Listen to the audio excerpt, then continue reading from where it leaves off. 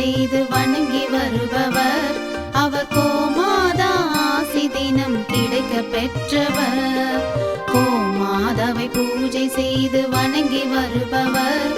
அவர் கோமாதா ஆசி தினம் கிடைக்க பெற்றவர்.